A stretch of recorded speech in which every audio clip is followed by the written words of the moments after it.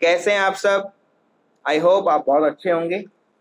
Practice करते रहो और पढ़ते रहो, ठीक है। चलो नेक्स्ट टॉपिक की तरफ मूव करते हैं। कैपेसिटेंस के बारे में हम बातें कर रहे थे। लास्ट सेशन में हमने कैपेसिटेंस की प्रॉपर्टीज के बारे में बातें किया था।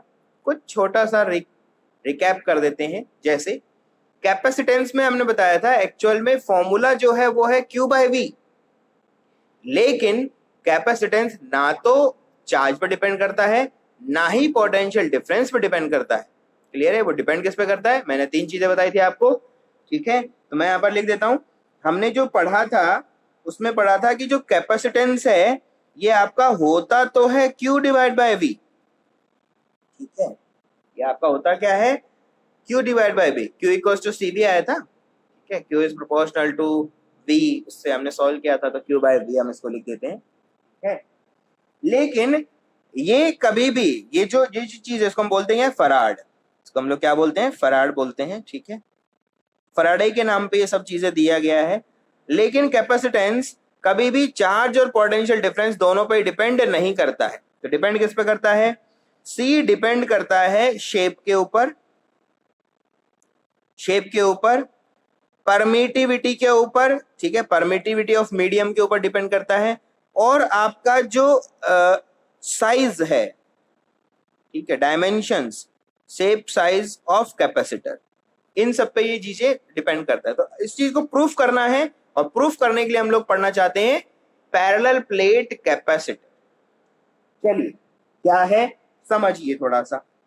आपने कहा सर पैरेलल प्लेट कैपेसिटर मतलब इनफाइनाइट बहुत बड़ी बड़ी प्लेट्स हैं, ठीक है। रेक्टेंगुलर प्लेट्स है मेरे पास में, ठीक है। प्रोजेक्शन हम लोग देख सकते हैं, इस तरह से चला जाएगा, प्रोजेक्शन बन जाएगा, ठीक है। तो ये हमारे पास कोई प्लेट है, ठीक है। ये हमने हैचिंग कर दिया इसके ऊपर, ठीक है। इसके ऊपर चार्ज कितना है? आपने कहा सर चार्ज डिपेंड करेगा बैटरी कैसे कनेक्ट होगा। डायरेक्टली चार्ज तो आएगा नहीं, डिपेंड करेगा। ये तो किस पर डिपेंड करेगा? बैटरी के कनेक्शन पर डिपेंड करेगा। तो आपने कहा सर एक तो प्लेट ये हो गया। सिमिलरली हमने कहा सर दूसरा प्लेट हमारे पास ये है। ये हमारे पास क्या है? दूसरा हमारे पास प्लेट है। ये आ गया दूसरा प्लेट। अच्छा साइज से प्रॉब्लम नहीं है, ठीक है। ये प्लेट ऐसा ऐसा है, बस प्लेट होना चाहिए। तो मोटा पतला से दिक्कत नहीं है, ठीक है। अलग अलग ये बन जाता है, कोई प्रॉब्लम नहीं इसमें। अब इन प्लेट को हमने करना क्या है? ऐसे अगर सिस्टम रहेगा कैपेसिटर नहीं बनेगा, पहले आपको इन्हें कनेक्ट करना पड़ेगा किसी ना किसी बैटरी से, ठीक है। तो आपने उठाया और इसको कनेक्ट कर डाला। आपने कहा सर ये लो कनेक्ट हो गया, ये रहा पॉजिटिव टर्मिनल, ये रहा नेगेटिव टर्मिनल, और ये हमने दे दिया कनेक्शन, कनेक्शन दे दिया। अब आपको पता है यहां से पॉजिटिव चार्ज जाएगा, यहां से नेगेटिव चार्ज जाएगा। तो आपने कहा सर इस तरफ पॉजिटिव क्यू चार्ज मूव करेगा, इस तरफ नेगेटिव क्यू चार्ज मूव करेगा, और ये प्लेट के ऊपर नेगेटिव क्यू चार्ज आ जाएगा और इस प्लेट के ऊपर पॉजिटिव क्यू चार्ज आ जाएगा। चार्ज पूरी प्लेट पे डिस्ट्रीब्यूट होगा, और जब प्लेट के ऊपर चार्ज डिस्ट्रीब्यूट होता है तो कंटिन्यूअस चार्ज डिस्ट्रीब्यूशन हम लोग यूज करते हैं। ये एक प्लेट है, कंटिन्यूअस चार्ज डिस्ट्रीब्यूशन यूज होगा एक प्लेट के लिए, और वो कितना हो जाएगा? सिग्मा। तो यहां पर भी कितना हो जाएगा? सिग्मा। सिग्मा क्या है?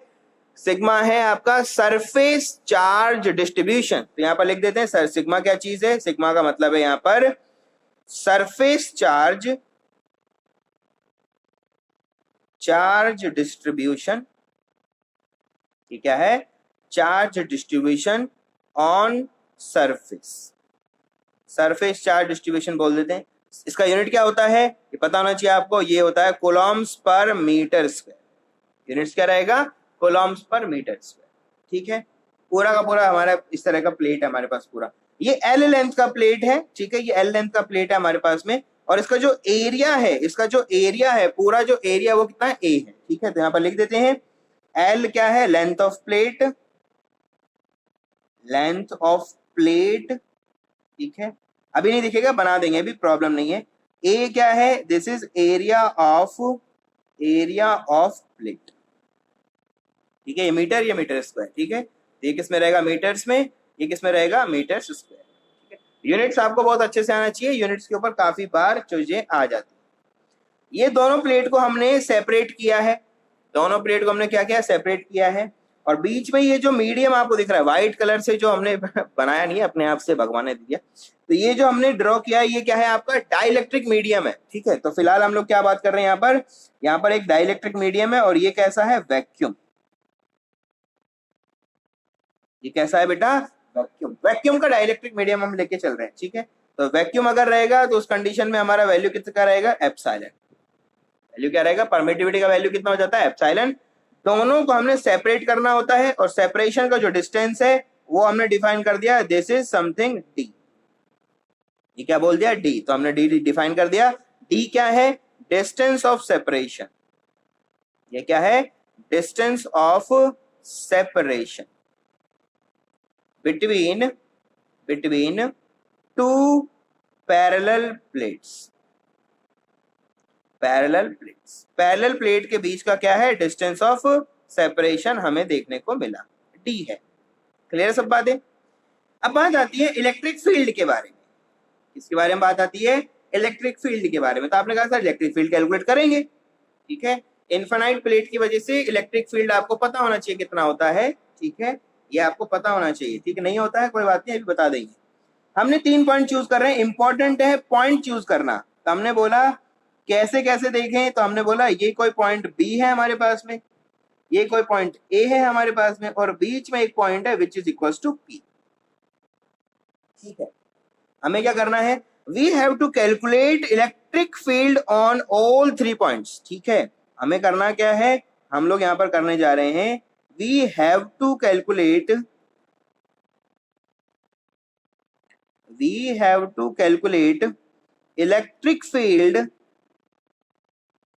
Electric field on A B and P, ठीक है।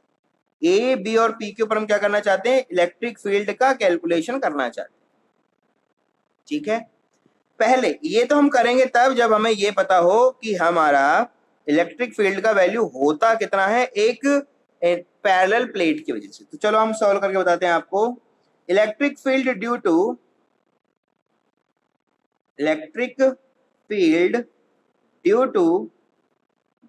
ए इनफाइनाइट पैरेलल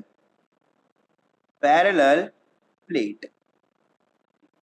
पैरेलल प्लेट की वजह से इलेक्ट्रिक फील्ड किस तरह से मूव करता है ये आपको पहले पता होना चाहिए, अदरवाइज तो हम इसको सॉल्व कर ही नहीं सकते। क्लियर है, चलो देखते हैं कैसे करेंगे, ठीक है। एक प्लेट ले लेते हैं, तो ये प्लेट का हम सेक्शन ले रहे हैं, पूरा का पूरा प्लेट 3D में कैसा दिखेगा वो हम बात कर रहे हैं। ये प्लेट है 3 डायमेंशन में, आप देखेंगे तो अभी पेज के अंदर वहां पर था, अभी आपको दिख गया थिकनेस अलग अलग, ठीक है। मैंने इसलिए बोला थिकनेस आप अगर अलग लेते हो, जैसे ये मोटू दिख रहा है पतलू दिख रहा है, फर्क नहीं पड़ता, क्योंकि चार्जेस हमेशा क्या होते हैं, सरफेस पे आ जाते हैं। समझ रहे हो, चार्जेस हमेशा क्या होते हैं, सरफेस पे आ जाते हैं, इसलिए कोई प्रॉब्लम नहीं है, ठीक है। ये हमारा पैरेलल प्लेट आ गया, ये क्या आ गया, एक पैरेलल प्लेट आ गया। अब इस पैरेलल प्लेट के ऊपर चार्ज कैसा है, पॉजिटिव क्यू पूरे पे डिस्ट्रीब्यूटेड है, मतलब इसके ऊपर इक्वली कंटिन्यूस चार्ज डिस्ट्रीब्यूशन है।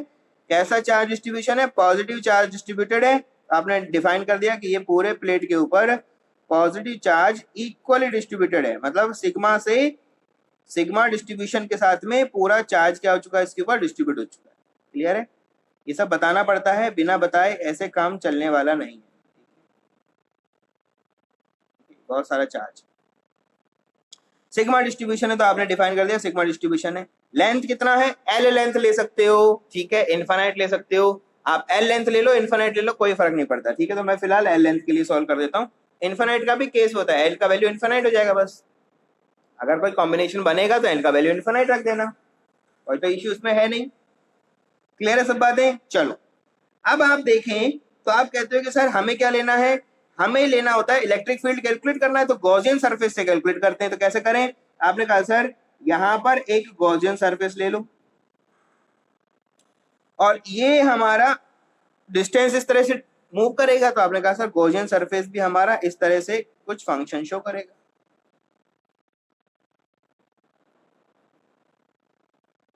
ठीक है। सिमिलर पीछे भी रहेगा,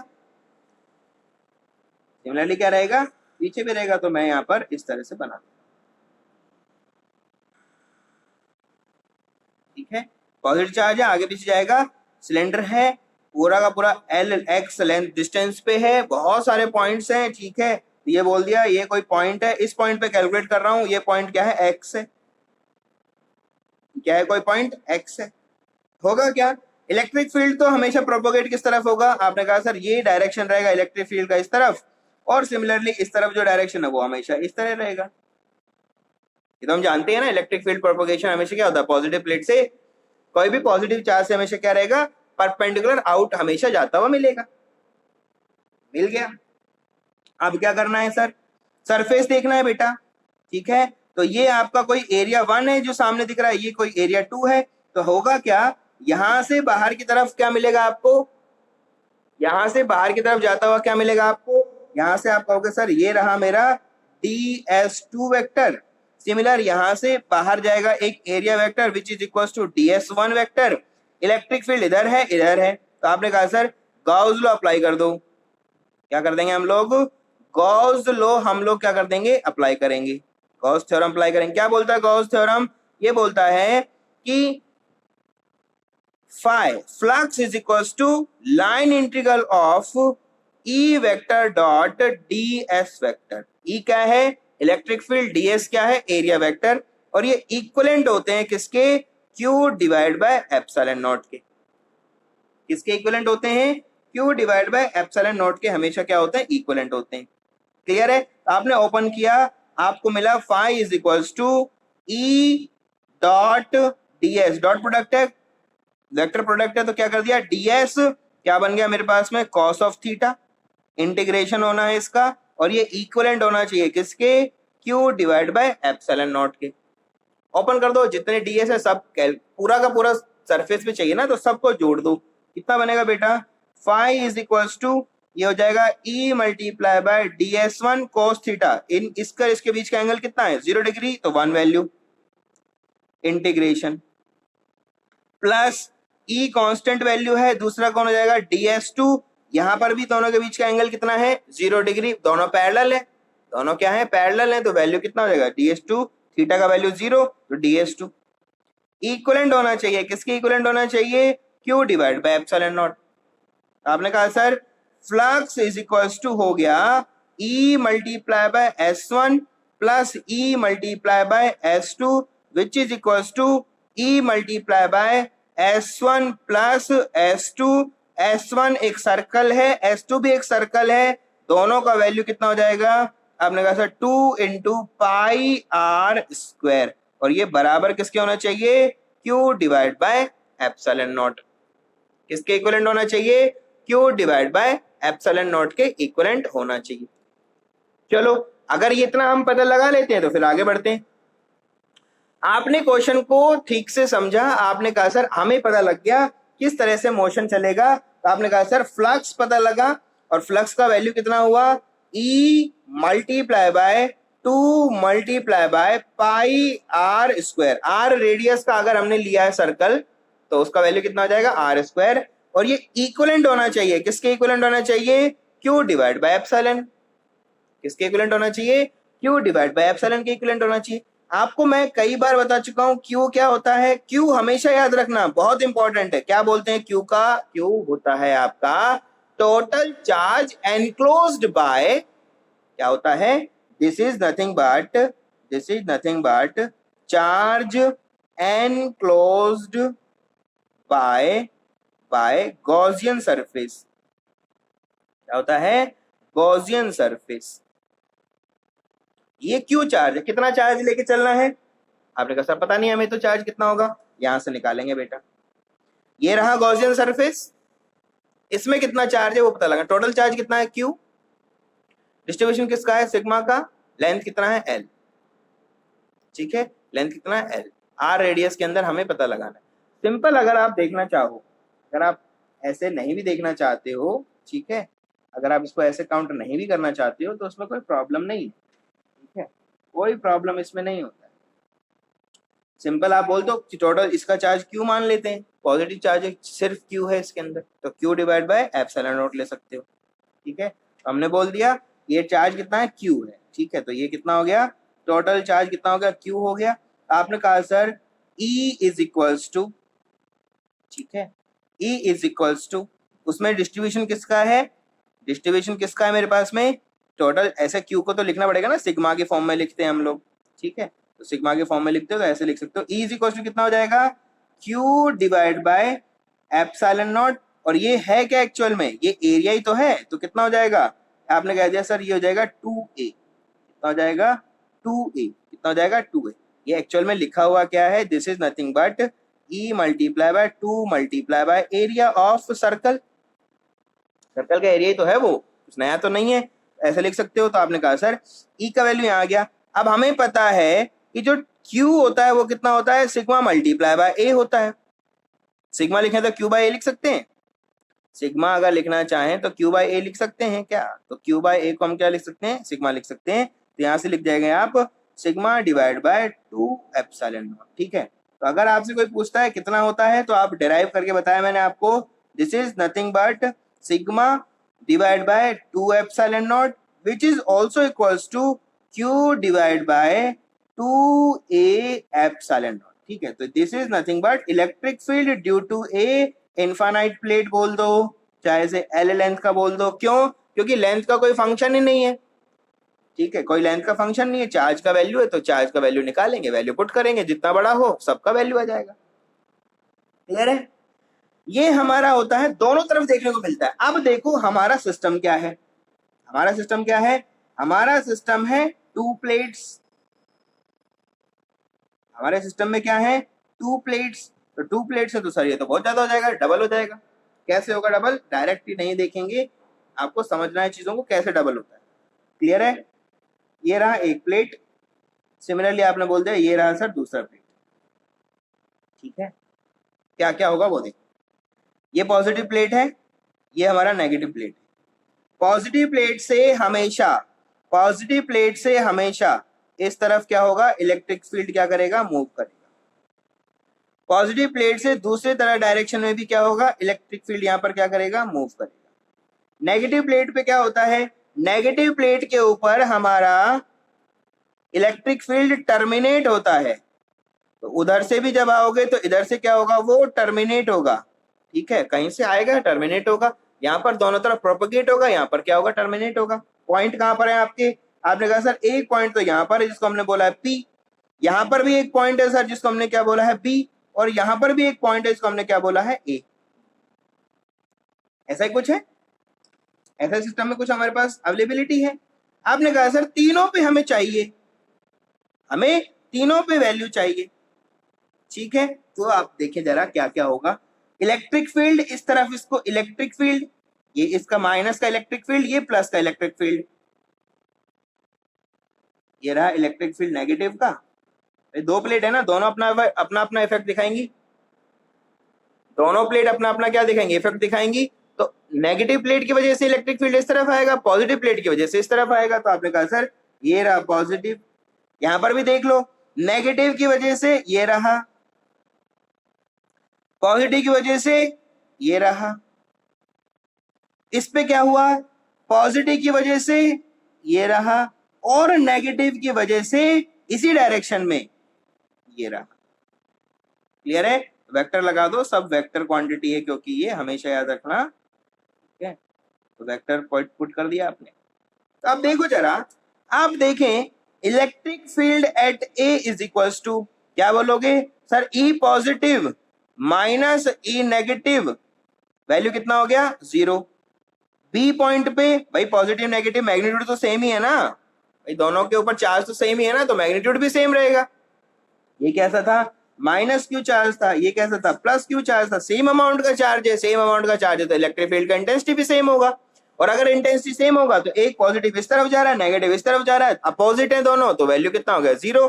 डी पॉइंट पे देखा तो आपने कहा सर ये पॉजिटिव का था, ये नेगेटिव का है, सिमिलरली हम क्या बोलेंगे, E positive minus E negative which is equal to also 0।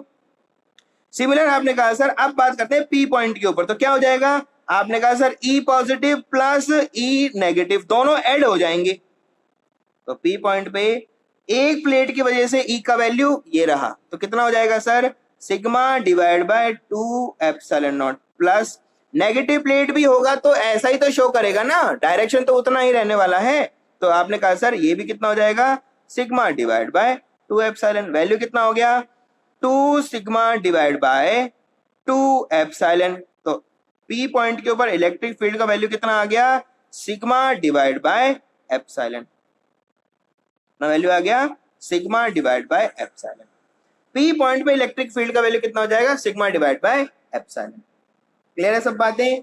इस तरह से आप इसको देख सकते हो। अगर चाहें तो अलग से डेराइव भी कर सकते हो, यहाँ पर एक छोटा चार्ज ले लेना, इधर इधर ले लेना, दोनों से सॉल्व कर सकते हो, कोई प्रॉब्लम इसमें नहीं है। तो हमें पी पॉइंट के ऊपर पता लग गया। बहुत सारे पॉइंट हो सकते हैं, बहुत सारे पॉइंट हो सकते हैं, बी हो सकता है, ए हो सकता है, कुछ और भी हो सकते हो, लेकिन सब पे प्लेट के बोथ साइड के ऊपर इलेक्ट्रिक फील्ड का मैग्नीट्यूड क्या बन जाएगा, जीरो बन जाएगा। सिर्फ इलेक्ट्रिक फील्ड कहां पर अवेलेबल होगा, in the middle of plates, the middle of plates. ठीक है, तो इस बात को आप कंक्लूड भी कर सकते हो। ठीक है, क्या लिख सकते हो, there will be no electric field, there will be no electric field outside of plate, outsides of plates, because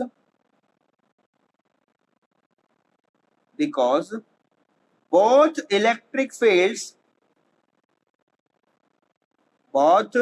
electric field cancelled out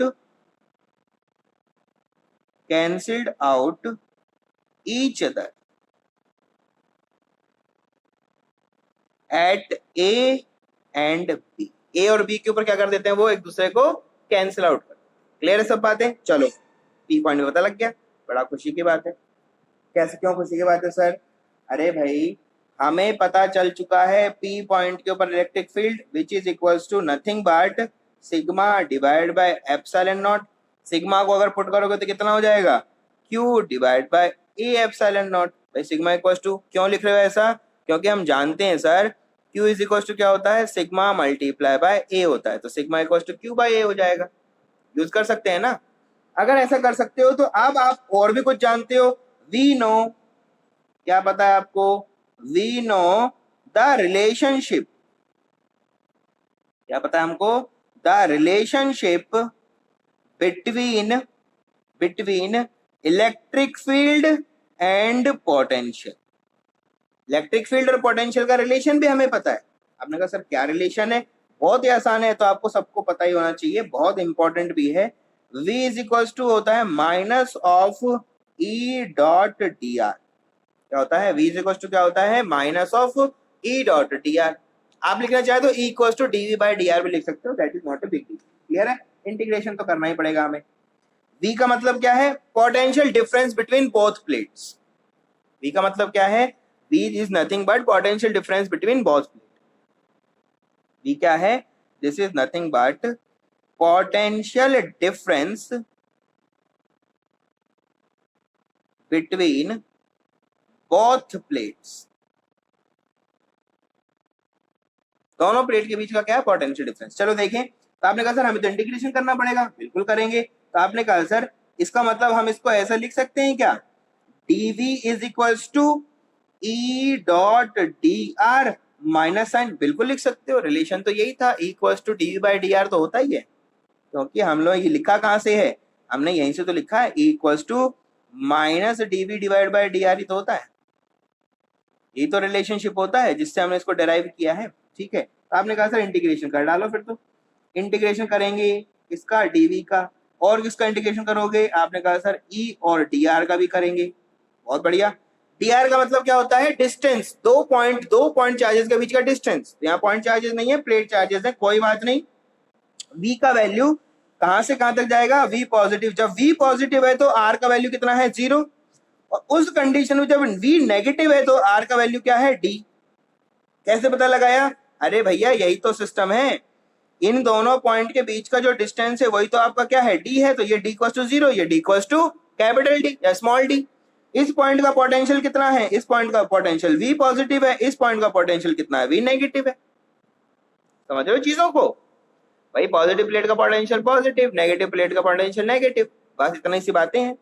आपने लिख दिया, लिमिट लगा दिया, लिमिट लगाया, इंटीग्रेट किया, इंटीग्रेट करोगे तो क्या मिलेगा, आपको मिलेगा V negative minus V positive is equals to minus of E dot dr integration कहां से कहां तक का, 0 से लेकर d तक का।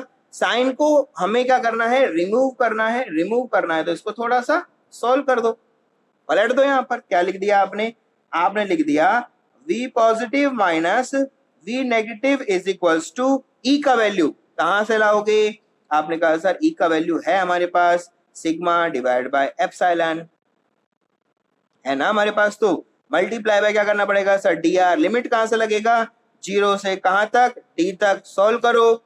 आपने कहा sir sigma constant epsilon constant dr का बनेगा r, और r की लिमिट कहां से कहां तक जाएगी, 0 से लेकर d, सॉल्व करोगे क्या मिलेगा, sigma divide by epsilon multiply by d ना बनेगा, sigma multiply by sigma divide by epsilon multiply by d।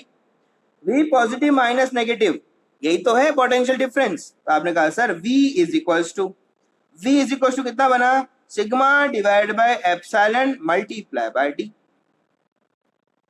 बनेगा। सिग्मा का वैल्यू पुट कर दो Q बाय A, सिग्मा का वैल्यू क्या कर दो, Q बाय A पुट कर दिया तो क्या बनेगा, ये बनेगा Q multiply by D divide by A multiply by epsilon, क्या बनेगा, Q multiply by D divide by A divide by epsilon. अब आपको पता होना चाहिए कि अगर हम बात करें तो Q इज इक्वल टू क्या होता है, C मल्टीप्लाई बाय V होता है। ये कहां से आया है, क्योंकि हमने पुट किया है Q is equals to sigma multiply by A होता है, तो सिग्मा का वैल्यू क्या पुट कर दिया, Q divide by A put कर दिया।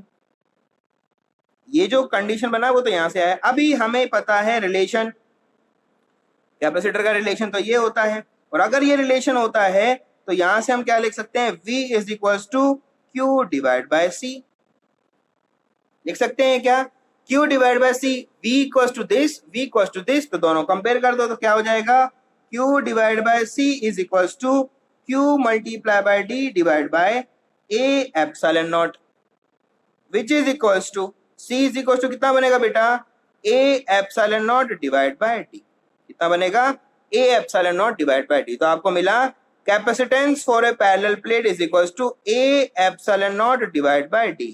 देखो जरा, यही तो बोला गया था कि ये डिपेंड नहीं करता Q और V के ऊपर, ये डिपेंड किस पे करता है, एप्सिलॉन नॉट पे और डायमेंशंस के ऊपर। तो हमने ये प्रूफ भी कर दिया। क्या बोलोगे, फॉर ए पैरेलल प्लेट,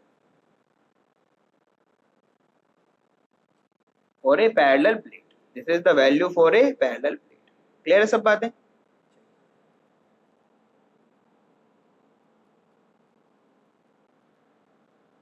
चलो, हम लोगों ने अभी अभी पता लगाया कि हमारा जो कैपेसिटेंस है उसका वैल्यू कितना आ गया है, कैपेसिटेंस का वैल्यू आया है हमारे पास A epsilon naught divide by D।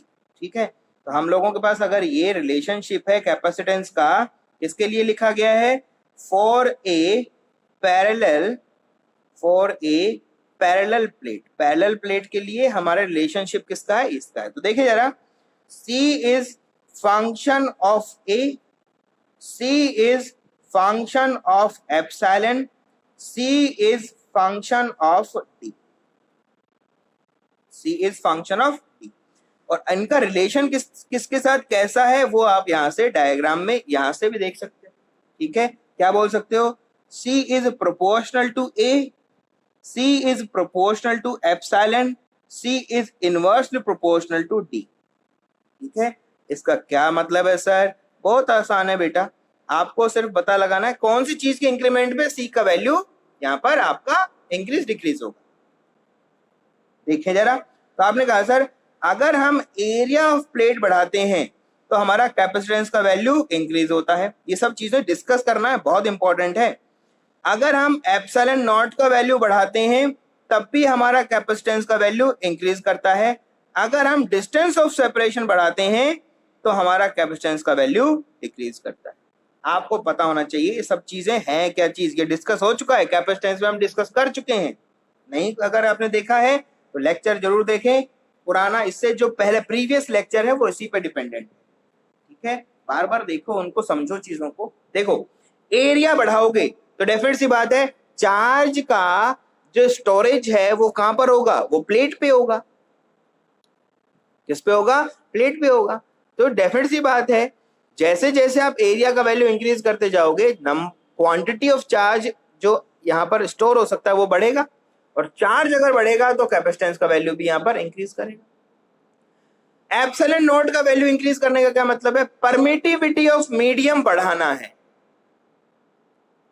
Permittivity क्या होती है, मैं फर्स्ट चैप्टर में मैंने आपको बताया था, परमिटिविटी का मतलब है this is nothing but A resistance. ये क्या है, रेजिस्टेंस। रेजिस्टेंस का मतलब क्या है, मीडियम कितना रेजिस्टेंस ऑफर करता है चार्ज को, उसको हम लोग क्या बोलते हैं, परमिटिविटी, परमिशन एक तरह से। ठीक है, मम्मी पापा जो परमिशन देते हैं उसी तरह से मीडियम भी तो परमिशन देगा ना चार्ज को फ्लो होने के लिए, कि भाई हाँ तुम जा सकते हो, तुम नहीं जा सकते, तो वो सब परमिशन है। परमिटिविटी इंक्रीज करेंगे, रेजिस्टेंस बढ़ेगा मीडियम का। रेजिस्टेंस बढ़ेगा इसका मतलब डाई इलेक्ट्रिक मीडियम, मतलब हमारा जो मीडियम है वो हार्ड इंसुलेटर होता चला जाएगा। इंसुलेशन का वैल्यू क्या हो जाएगा आपका, इंक्रीज करता चला जाएगा। और अगर इंक्रीज करता हुआ चला जाएगा इंसुलेशन, तो बेटा जी वह डेफिनेट सी बात है हमारा कैपेसिटेंस का वैल्यू क्या होगा, इंक्रीज करेगा। ये मैं आपको बताया है, लास्ट लेक्चर में मैंने बताया था, जैसे जैसे जितना ज्यादा हमारा डाई इलेक्ट्रिक मीडियम का वैल्यू होगा, उतना ही जल्दी से उतना ज्यादा हमारा चार्ज स्टोर होगा। और उसी के रेस्पेक्ट में हम लोग बात कर सकते हैं कि ज्यादा से ज्यादा चार्ज स्टोर हो जाएगा विदाउट लीकेज। विदाउट लीकेज ये चार्ज हमारा स्टोर कर सकता है। डी क्या है, डिस्टेंस ऑफ सेपरेशन बढ़ा दोगे, तो डिस्टेंस ऑफ सेपरेशन बढ़ाओगे, इलेक्ट्रिक फील्ड कमजोर हो जाता है। इलेक्ट्रिक फील्ड जैसे जैसे डिस्टेंस बढ़ता है, इलेक्ट्रिक फील्ड क्या होता है, कमजोर पड़ जाता है। और अगर इलेक्ट्रिक फील्ड कमजोर पड़ जाएगा तो हम चार्ज को वहां तक एक्सेलरेट करा ही नहीं पाएंगे। ठीक है, ये सब चीजें तो देखनी है, ये सब चीज तो देखना है। तो ये कुछ छोटा छोटा ऑब्जर्वेशन है, इसके बारे में हमेशा ध्यान दें। क्लियर है सब बातें, ठीक है। तो ये हमारा इंपॉर्टेंट टॉपिक था, ठीक है, बहुत इंपॉर्टेंट है, इस पे आप क्वेश्चन करो, ठीक है, बहुत सारे क्वेश्चंस करो, ठीक है, कुछ क्वेश्चन हम भी सॉल्व कराएंगे आपको, ठीक है। प्रैक्टिस करें इसके बारे में, जितना इंफॉर्मेशन हो सकता है और गैदर करें, ठीक है। तब तक के लिए कल हम डिस्कस करेंगे, कल के चैप्टर में हम डिस्कस करेंगे